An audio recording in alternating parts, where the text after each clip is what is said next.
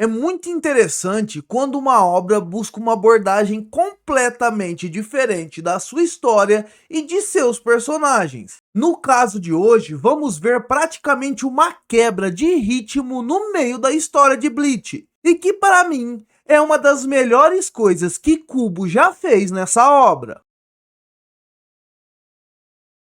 Fala pessoal, eu sou o Dudu e essa é uma collab do Nerdlane Beyond e o Nerdlane, onde o mágico vai falar sobre o arco mais subestimado de Bleach, até pela sua fanbase. Isso porque esse arco inova demais dentro do próprio estilo de Bleach. E eu entendo que muitos fãs podem ter estranhado um pouco isso de início, mas na minha opinião, quem se permitiu embarcar nessa visão de Tite Kubo com certeza teve uma experiência maravilhosa, assim como eu tive. E como eu sempre falo no canal, eu não vou recontar o arco todo, mas eu vou trazer alguns momentos que são os mais importantes para a construção desse arco, e que também podem até fazer com que você mude sua visão a respeito dele. Então vamos lá falar do arco mais subestimado de Bleach.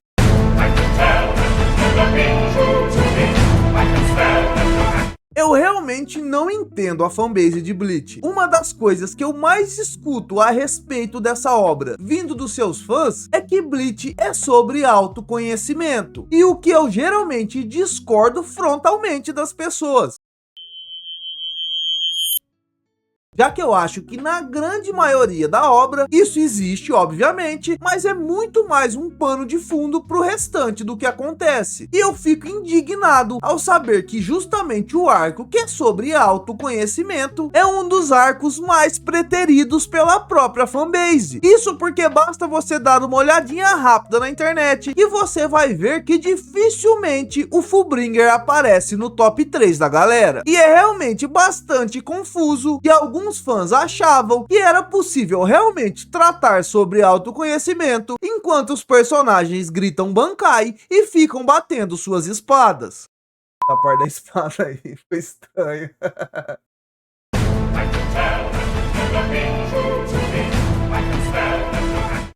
O arco justamente começa tratando do tal autoconhecimento. Kubo tenta abordar Ichigo como alguém que conseguiu em teoria o que queria, que era ter uma vida normal, mas aos poucos ele vai mostrando para nós que Ichigo não está satisfeito com isso. Isso porque toda a jornada de Ichigo até aquele momento não foi à toa. Ichigo mudou quem ele é, e ele viu que através do poder ele pode também proteger as pessoas que ele ama. E é justamente essa proteção que é a primeira força motriz de Ichigo no início de Bleach, já que se ele tivesse protegido a sua mãe, ela estaria viva até hoje. Um momento muito interessante e importante nessa parte é quando Ichigo começa a ter sonhos. Em um desses sonhos, ele encontra a Rukia e Rukia não o reconhece. Isso porque Ichigo não é mais o mesmo sem os seus poderes de Shinigami. E essa cena é muito importante e também muito bem feita para entendermos como está o psicológico de Ichigo nesse momento. Ele não se reconhece mais como o Ichigo que ele sempre foi, porque a partir de um certo momento,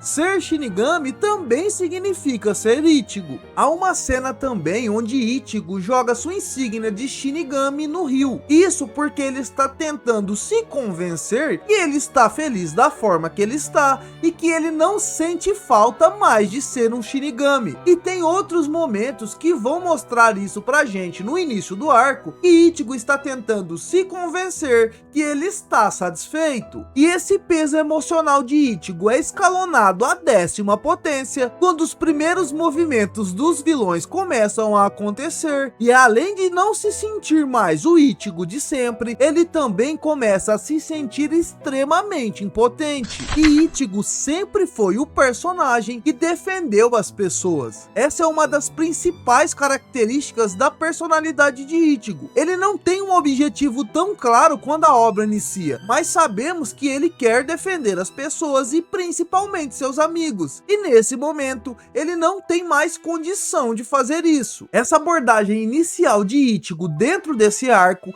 é muito interessante. Kubo busca fragilizar o seu protagonista, mostrando que ele não sabe quem ele é e principalmente principalmente a sua sensação de impotência ao longo dos acontecimentos do arco vai sendo cada vez maior. Ichigo aqui está fragilizado e buscando entender quem ele realmente é, o tal do autoconhecimento. E assim como nós estamos vendo isso, os vilões também sabem exatamente como Ichigo pensa.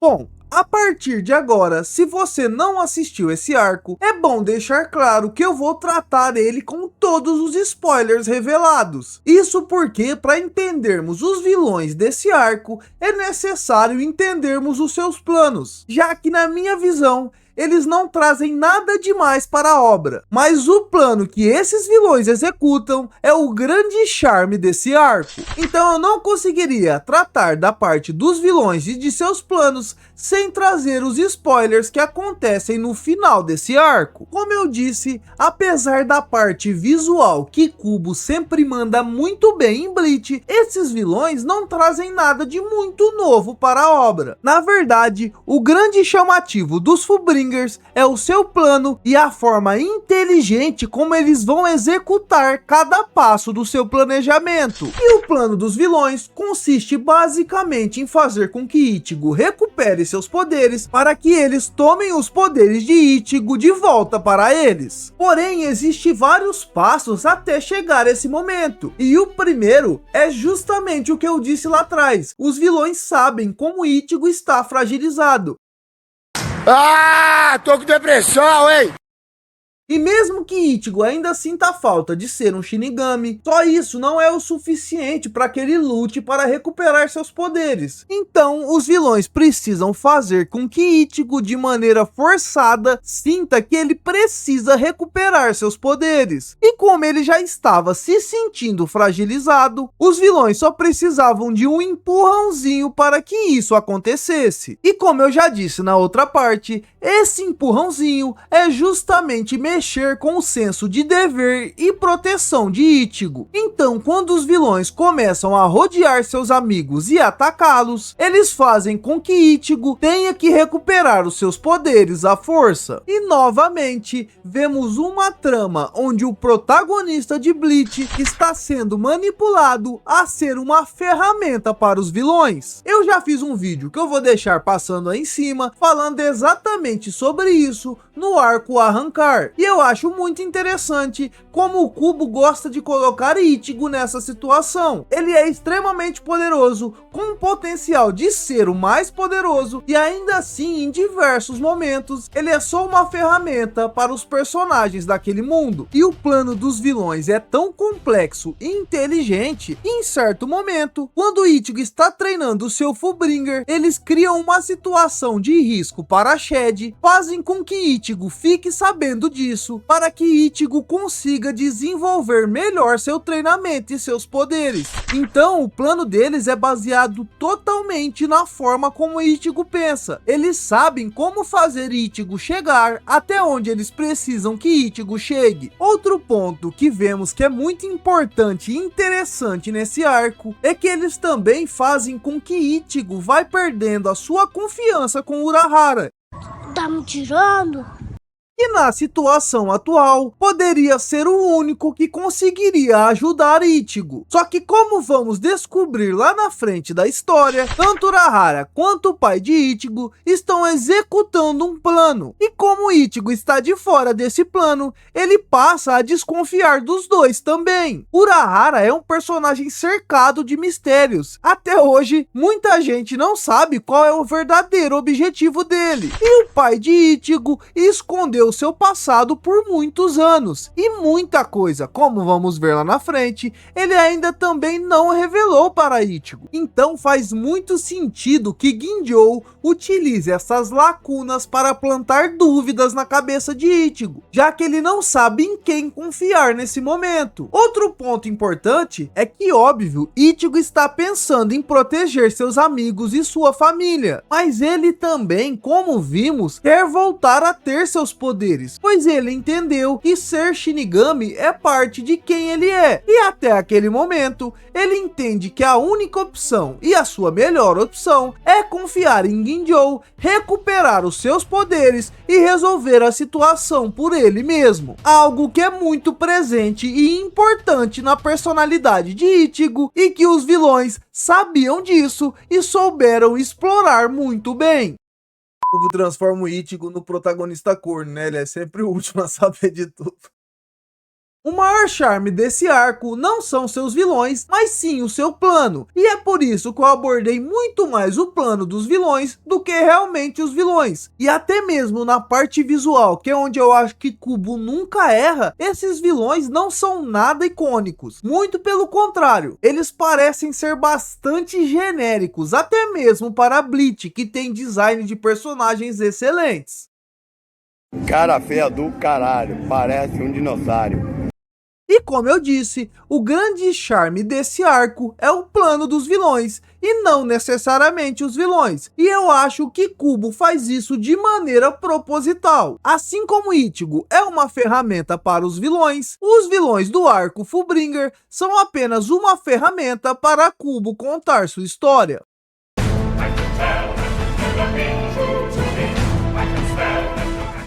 Uma das coisas mais importantes em uma obra que vai nos revelar no final um grande plot twist é o seu fator replay. E aqui, ao invés de explicar o que é esse fator replay, eu vou dar um exemplo que muita gente conhece e vai ficar fácil o entendimento. Porém, esse exemplo também vai ter um spoiler. Nesse canal aqui a gente só trabalha com spoiler. É spoiler até de coisa que não tem a ver com anime. O famoso filme Sexto Sentido tem um grande plot twist no final, quando descobrimos que o psicólogo interpretado por Bruce Willis estava morto. E quando você reassiste o filme, você percebe que o diretor deixou várias pistas ao longo da história que mostravam que o psicólogo já estava realmente morto. E é por isso que isso é chamado de fator replay, pois a experiência de quem está assistindo vai mudar bastante quando você reassistir aquela obra. E principalmente, uma das coisas mais importantes do fator replay é que para você realmente ter sua experiência mudada, o plot twist no final da história tem que ser coerente e bem amarradinho durante a história toda, porque senão você só encontrará furos nesse plot twist. E para mim, que já sabia o final desse arco, o arco Fullbringer teve um excelente fator replay. Isso porque logo no começo, a obra já deixa claro o plano dos vilões. Mas se você nunca assistiu o arco, você não teria como saber aquilo. Mas para quem já assistiu, consegue pegar esses detalhes e entender muito bem o que está acontecendo. Um dos elementos que eu mais curto de fator replay nesse arco é como o anime mostra o sapato de Ginjo. Em algumas ocasiões de ataque aos amigos de Ichigo, o anime mostra apenas o sapato de quem fez aquilo. Em uma cena onde Ginjo está reencontrando o Ex-Kyuchan, o anime também faz questão de mostrar os sapatos dele. Algo que, se você não sabe o plot twist no final do arco, fica meio sem sentido, mas que ao reassistir o arco faz todo sentido. Outro momento muito legal também de fator replay nesse arco é quando Ichigo consegue avançar no seu treinamento Fullbringer. Vemos em uma cena que Ginjo está comemorando na sede da Ex-Kyuchan. Enquanto isso acontece, vemos que a Hiruka está bastante triste no canto da sala. E novamente, se você assiste pela primeira vez, pode não fazer sentido, mas em uma reassistida, você entende que Hiruka está triste porque sabe que vai trair a confiança de Ichigo. Eu trouxe algum desses fatores replays, não só para mostrar esses momentos interessantes que tem no arco Fullbringer, mas para mostrar que para o fator replay fazer sentido, o seu autor precisa saber exatamente o que ele está fazendo. O cara é foda, patroa. O fator replay desse arco mostra como o plano dos vilões é extremamente coerente, já que mesmo você reassistindo, ao invés de encontrar falhas, você encontra pistas de qual era realmente o plano daqueles vilões.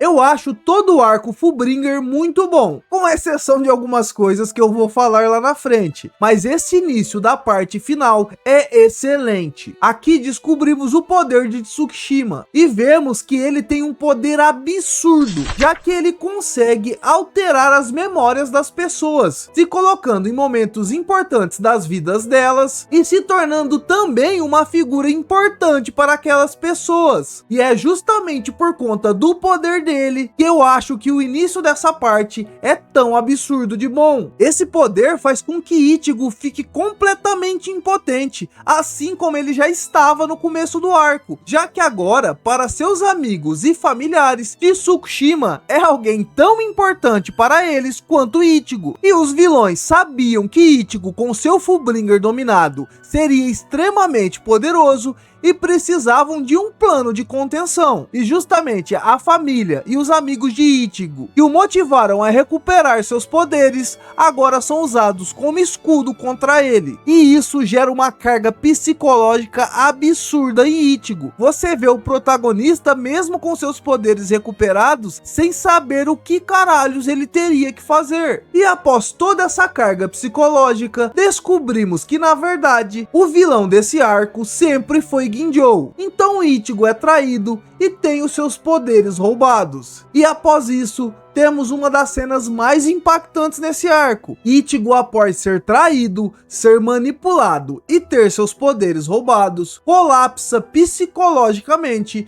e começa a chorar ajoelhado de frente aos vilões, conversando novamente com aquela impotência que ele sentia no início do arco. Do ponto de vista da construção da personalidade de Ichigo, esse arco é absurdo. Nenhum arco de Bleach trabalha tão bem o personagem Ichigo como o arco Fullbringer. E a continuação dessa cena é tão maravilhosa quanto, pois aqui vemos uma rima visual com o início de Bleach, onde Rukia devolve os poderes para Ichigo, mostrando que Ichigo nunca esteve sozinho, já que por boa parte desse arco, ele acredita que seus amigos Shinigamis o abandonaram. A cena de Ichigo recuperando seus poderes e conseguindo enxergar Rukia é maravilhosa.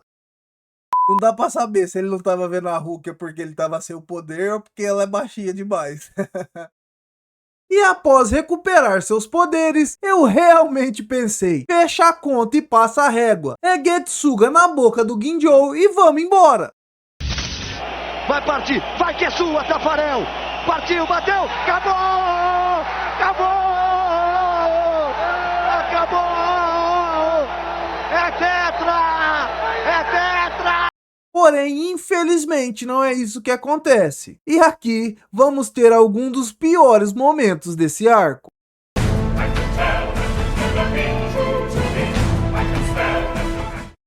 Mas antes de falar desse final, que eu acho que acaba se perdendo um pouco, tem outros pontos durante esse arco que também me desagradam bastante. E eu acho que o principal aliado com o final é o desenvolvimento dos co-protagonistas da obra. Orihime e Shed aqui parecem que vão ganhar uma grande importância, mas no final eles acabam como sempre acabam, não fazendo nada de relevante e dependendo de Ichigo no final. Isso sempre acontece, mas nesse arco acaba ficando um pouco mais chato, porque Ichigo está sem os seus poderes e esperávamos que esses dois personagens fossem acabar sendo mais relevantes, o que não acontece. Outro ponto que me desagrada muito nesse arco é essa transformação fuleira de Ichigo. Apesar do arco não ser focado nisso, Kubo nunca erra nessas coisas. Ele já tinha acertado no começo do arco. Ele faz uma transformação para Ichigo que é um manto de Shinigami. Ele só precisava manter isso, mas ele vai lá e cria uma roupa de Spice Girl para Ichigo no final do arco. I'll tell you what I want, what I really, really want. So tell me what you want, what you really, really want.